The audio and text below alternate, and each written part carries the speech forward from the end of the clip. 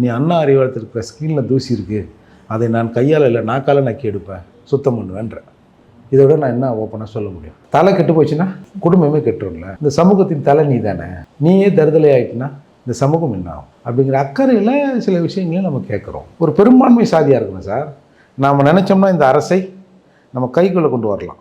நில்லுன்னா நில்லு, உட்காருன்னா உட்காரு அப்படின்னு செய்கிற அளவுக்கு நம்மக்கிட்ட மேன் பவர் இருக்குது, மக்கள் தொகை இருக்குது, ஓட்டு இருக்குது. ஆனால் அது மாதிரி எதுவுமே நடக்கலைன்ற கோவத்தில் தான் 1-2 அவரை விமர்சனம் பண்ணுறோம். திருந்திக்கும், ஏய் நீங்களாம் சொன்னீங்க, நான் இப்போ ஒழுங்காக தானே இருக்கிறேன் அப்படின்னு சொல்லு.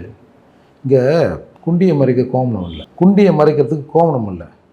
இவங்களாம் சொன்னாங்க பங்களா வீட்டில் இருக்கிற ஸ்க்ரீன் இருக்குல்ல, ஜன்னல் ஸ்க்ரீன், அதில் அழுக்கு இருக்குது, அதில் தூசி இருக்குது. இது எப்படி சார் ஒத்துக்க முடியும்? உன் சொந்த சமூகத்தில் மறைப்பதற்கு கோமணம் இல்லை. நீ அண்ணா அறிவாலயத்தில் இருக்கிற ஸ்க்ரீனில் தூசி இருக்குது, அதை நான் கையால் இல்லை நாக்கால் நக்கி எடுப்பேன், சுத்தம் பண்ணுவேன்ற. இதை விட நான் என்ன ஓப்பனாக சொல்ல முடியும்? அதற்கு அவர்கள் ஆளை வைத்து கொண்டு இருக்கிறார்கள். அது பிரச்சனை, அவங்க பார்த்துக்க போகிறாங்க. நான் இப்படி வெறும் கையை வச்சு பரிசீலிக்க இருந்தேன் சார். ஒரு பெரிய சமூகம் இல்லை இது சார். இவங்க யார்கிட்ட போய் கேட்பாங்க சார்? சாதாரண பட்டியல் சமூக மக்கள், அப்படி பட்டியல்னா பட்டியல் பறையர் சமூக மக்கள் தங்களுக்கான கோரிக்கையை ஒரு அதர் காஸ்ட் எம்எல்ஏ கிட்ட போய் தைரியமாக கேட்ட முடியுமா சார்? சார் ஒரே ஒரு வட்ட பிரதிநிதிக்கிறாங்க தெரியுமா, வட்ட செயலாளர் இல்லை, வட்ட பிரதிநிதி.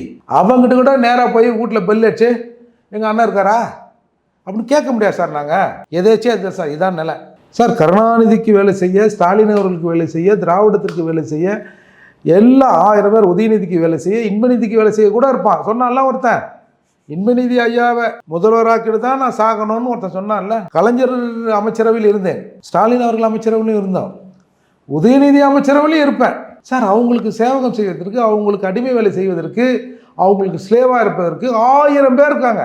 இந்த சமூகத்தை ரட்சிக்கு வந்த 4-5 பேர் தானே இருக்கிறோம்.